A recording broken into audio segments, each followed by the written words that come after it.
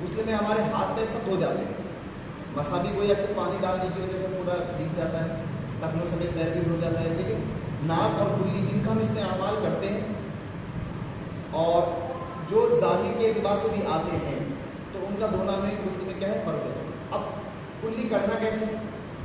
یوں 3 چلی لیا، کچھ کرنے سے کام نہیں چلے گا۔ اعلیٰ حضرت رحمۃ اللہ تعالیٰ علیہ فرماتے ہیں کہ ایسا بندہ جو کہ پان مسالہ کھاتا ہو، یہ ایسا بندہ جس کے دانتوں کے اندر سوراخ ہوں اور اس نے گوشت کھایا اور گوشت کے تھوڑے سے بھی قطرے اگر دانت کے اندر موجود ہے پھنسے ہوئے، اس نے غسل کر لیا اور یہ گوشت کے پھنسے ہوئے جو ذرات ہیں اس نے نہ نکالے۔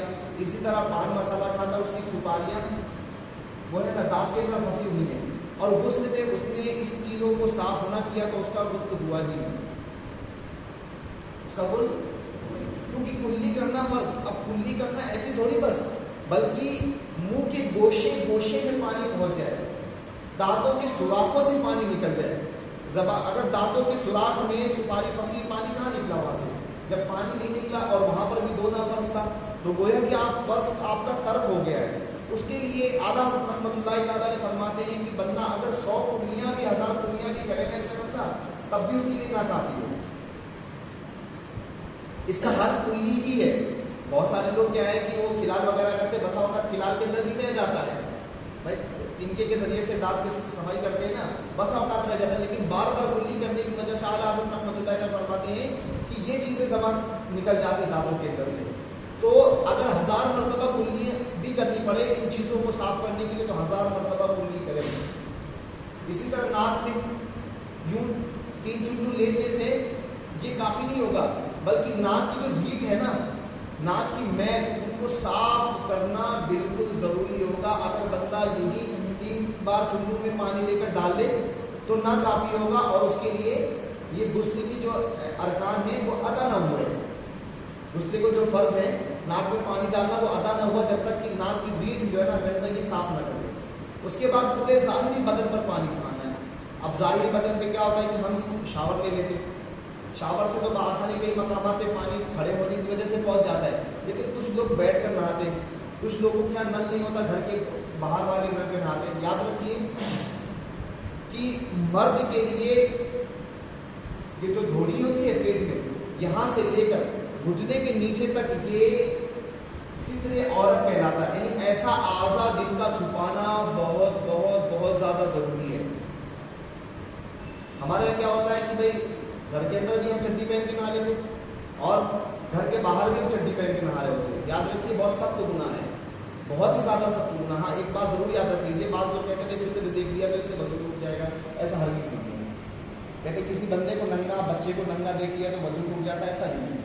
اسی طرح مرد کا ستر یا اپنے گھر والوں میں سے کسی کا ستر، اپنے گھر کا ازواج کے ستر کو دیکھنا، اس سے بھی وضو نہیں ٹوٹے گا، یاد یہ ہمیشہ یاد رکھیے۔ اب ایسے کپڑے پہن کر نہانا جس سے ستر عورت یعنی ناف سے لے کے گھٹنے کے نیچے تک کا اعضا ایک ذرا سا بھی دکھ رہا ہے تو گناہ گار ہوں گے، سخت گناہ گار ہوں گے، چاہے وہ گھر کے اندر نہا رہے ہوں۔ ہاں گھر کے اندر اگر نہا رہے ہیں، واش روم میں نہا رہے ہیں، کوئی آپ کو نہیں دیکھ رہا ہے تو آپ برہنہ بھی یعنی بغیر کسی کپڑے کے بھی نہا سکتے ہیں، لیکن بسا اوقات گھر کے ٹوٹیوں سے لوگ نہاتے باہر واش روم کے بعد باہر اور چڈی پہن کے نہا لو، ایسا کرنا بالکل سخت منع ہے، سخت منع ہے۔ اور معاذ اللہ کئی ایسے لوگ ہوتے ہیں کہ وہ محلے میں نل پہ نہا رہے ہوتے ہیں، تو یہ بھی سخت منع ہے، اس کے اندر کوئی بھی کسی طرح کی کوئی چھوٹ ہے نہیں۔ اب ہم بیٹھ کر اگر نہا رہے ہیں تو ان کے چند باتوں کا خیال کرنا ہے، جیسے بیٹھنے میں ہمارے یہ اسے مڑے ہوئے ہوتے ہیں، بسا اوقات غسل کرتے وقت ان میں پانی، اچھا غسل فرض کی چیز ہوتا ہے، اہم چیز تو یہ ہے کہ لوگ پیشاب کرتے کہتے ہیں بھائی ہم تو ناپاک ہو گئے۔ یاد رکھیے پیشاب کرنے سے کوئی بندہ ناپاک نہیں ہوتا، غسل میں کے فرض ہونے کے چند اسباب ہیں۔ شہوت کے ساتھ منی کا اس کے جسم سے خارج ہونا کئی صورت میں، اول تو ایک گناہ کی طرف آتا ہے، شادی شدہ ہیں جماع کی صورت میں ان پر غسل شہوت کی وجہ سے منی خارج ہوتی ہے، یعنی منی نکلتی ہے تو غسل فرض ہو گیا۔ اسی طرح احتلام کی صورت میں بھی، یا بہت سارے لوگ معاذ اللہ گناہ کر بیٹھتے، ہاتھ کی وجہ سے بھی گناہ کر لیتے ہیں، جو سخت گناہ ہے۔ اللہ کے رسول صلی اللہ تعالیٰ علیہ وسلم نے قیامت کے دن ایسے بندے کو حکم دیا جائے گا کہ وہ اپنے ہاتھوں کے ان بوروں سے بچے جنیں. اللہ تعالیٰ ہم سب کو ایسے کام سے محفوظ فرمائے. اسی طرح یہ 3 باتیں ہیں جن سے غسل فرض ہوتا ہے. اب بعض اوقات پیشاب کے قطرے ٹپک جائیں, پیشاب ہو جائے, یا کھڑے ہو کے پیشاب معاذ اللہ جو کہ گناہ ہے کر لیا, تو ایسی صورت میں غسل فرض نہیں ہوتا, بلکہ یہ صرف وضو کو توڑتے ہیں. پاخانہ پیشاب کرنے سے غسل جس طرح آپ واش روم باتھ روم میں جا کر کرتے ہیں, اگر آپ کے کپڑے پہ بھی یوں ہی آ جائے تو آپ غسل آپ کے اوپر فرض نہیں, بلکہ ان کو دھونا ضروری ہے. آپ ان کو دھو لیں, آپ پاک ہیں, غسل آپ کا فرض نہیں. غسل فرض ہونے کے یہ اسباب ہیں. ان اسباب کی صورت میں جو ہم نے آپ کو بیان کر دیا, ان اسباب کی صورت میں اگر کسی پر غسل فرض ہوتا ہے تو چند باتوں کا خیال کرنا ہے. شاور کی صورت میں تو بآسانی کھڑے ہو کے ہم اس طرح غسل کرتے ہیں, تو یہ جوڑ وغیرہ کے حصے, اسی طرح بیٹھک میں جو فاصلے ہیں وہاں پر بھی پانی پہنچانا بہت اہم ہے. ہم کیا ہوتا ہے کہ ہم جلد بازی کے اندر نا وہاں پر پانی ایسی جگہ پہ نہیں پہنچا سکتے. اسی طرح انگلی کے پوروں میں ہم جھکتے نہیں تو وہاں پر بھی پانی نہیں پہنچ پاتا. اسی طرح کانوں کا یہ حصہ, ایک تو پیچھے کا حصہ اکثر رہ جاتا ہے, دوسرا یہ کانوں کے یہ حصے جو یہ لٹیں بنی ہوتی ہیں گول گول, ان دائروں کے اندر پانی پہنچانا بہت زیادہ ضروری ہے, اہم ہے, یعنی فرض ہے. آپ سمجھ لیجیے کہ اگر پانی نہیں پہنچائیں گے تو گویا کہ یہ حصہ بھی آپ کا خشک ہو جائے گا. وضو میں تو نہیں ہے, وضو میں فقط مسح ہے, لیکن غسل میں ان کا دھونا ضروری ہے. اندر نہیں, اندر یہ ظاہر نہیں ہے. اسی طرح آپ کے نیچے کا حصہ یہ ظاہر نہیں, ظاہر. اسی طرح ہم کیا کرتے ہیں کہ جب ہم وضو وغیرہ کرتے ہیں, غسل کرتے ہیں, تو منہ میں پانی مارنا ہوتا ہے تو ہم یوں بند کر کے مار رہے ہوتے ہیں, تو بسا ہوتا ہے یہ حصہ ہوتا ہے یہ اندر گھس جاتا ہے اور یہاں پر پانی پہنچنے سے قاصر ہو جاتے ہیں, یعنی پانی ہم یہاں پر نہیں پہنچا پاتے. اسی طرح منہ کے یہ جو ہونٹ نکلے ہوتے ہیں, وضو کے اندر بھی ان کا دھونا کیا ہے, ضروری ہے. ان ہونٹوں کا کیونکہ ظاہر ہوتے ہیں غسل, اور غسل میں تو کلی کرنا فرض ہے. تو اگر یہ حصہ یا مونچھوں کے نیچے کا حصہ بڑی مونچھ رکھنے کی وجہ سے یا داڑھی کی یہ حصے داڑھی کی وجہ سے یہاں پر پانی نہیں پہنچ پایا, تو ایسا بندہ جو ہے نا وہ سخت گناہ گار بھی ہے اور اس کا غسل نہیں ہوا. یہ چند باتیں. اسی طرح بغل کی دوڑی کے اندر ہم اکثر چھوٹ جاتا ہے, ایسا ہوتا ہے لوگوں کا. بغل ہمارے پاس سوالات آتے ہیں لوگوں کے کہ جناب یہ کیا دھوڑی بھی دھونا چاہیے, تو ایسا اس میں یہاں پر بھی نابی کے اندر پانی پہنچانا بھی ضروری ہے. غسل فرض اگر ہے تو یہاں پر بھی پانی پہنچانا ضروری ہے, بیٹھک کے مقام پہ. اسی طرح جو اعضاء مڑتے ہیں اور نہانے کی صورت میں اگر ہم بیٹھ کر نہا رہے ہیں تو وہاں پر کھڑے ہو کر پانی پہنچانا بہت زیادہ اہم ہے. اللہ تبارک و تعالیٰ جو ہے ہم سب کو عمل کرنے کی توفیق عطا فرمائے. اب یہ تو ہمارے وہ والی کوشچن ہے جو ہم سے لوگ کرتے ہیں. اگر آپ کے ذہن میں بھی ہے کچھ تو آپ بھی پوچھ سکتے ہیں, ابھی نہیں بعد میں بھی پوچھ سکتے ہیں, ٹھیک ہے. اللہ تبارک و تعالیٰ سے ہم سب کو عمل کرنے کی توفیق عطا فرمائے. نماز کے اندر سورہ فاتحہ پڑھی جاتی ہے اور ان سورہ فاتحہ کو ایک بار دوہرا لیتے ہیں. سورہ فاتحہ بہت اہم ہے اور نماز میں ان میں سے ہر ایک آیت کا پڑھنا واجب ہے. اگر کسی بندے نے ایک آیت بھی چھوڑ دی یا صحیح مخرج سے نہ پڑھا تو وہ بندہ, اس بندے کی نماز نہ ہوگی, نماز واجب الادا ہوگی. اگر کوئی آیت چھوٹ جاتی ہے تو سجدہ سہو کر لے تو نماز ہو جائے گی, یا پوری سورہ فاتحہ ہی چھوٹ جاتی ہے اور سورت کوئی پڑھ لیتا ہے, اگر سجدہ سہو کر لیتا ہے تو اس کی نماز ہو جائے گی. اگر سجدہ سہو نہ کیا تو نماز واجب الادا ہے, توبہ نہیں ہوگی. اب ان کو صحیح مخرج سے پڑھنے کا طریقہ کیا ہے, یہ تو بہت مختصر سا ہے اور اس پہ تو آپ باضابطہ آپ سیکھ نہیں سکتے, لیکن پھر بھی میں آپ کو بتاؤں, مثال کے طور پہ آپ کے مخرج درست نہیں ہے. کسی نے پڑھا جیسے الحمدللہ رب العالمین, اس کا معنی کیا ہے؟ اس کا معنی ہے تمام تعریف, یعنی ہا کو حلق سے نکالنا. ہا کے نکالنے کی بھی 2 صورت ہے, ایک چھوٹا ہا ہوتا ہے, ایک چھوٹا ہا, ایک بڑا ہا, یعنی جو سیٹیوں جیسی آواز پیدا کر کے باہر آتا ہے. اور الحمدللہ رب العالمین میں بڑا ہا ہے, یعنی اس طرح کی آواز نکلتی ہوئی نظر آتی ہے. اب الحمدللہ رب العالمین, تمام تعریف اس اللہ کے لیے جو تمام جہان کا پالنے والا, مانا تو یہ. لیکن اگر معاذ اللہ کسی نے اسی کو چھوٹا ہا سے پڑھا, الحمدللہ رب العالمین, معاذ اللہ, اس کا معنی کیا پتہ ہے؟ اس کا معنی تمام برائیاں اس اللہ کے لیے جو تمام جہان کا پالنے والا.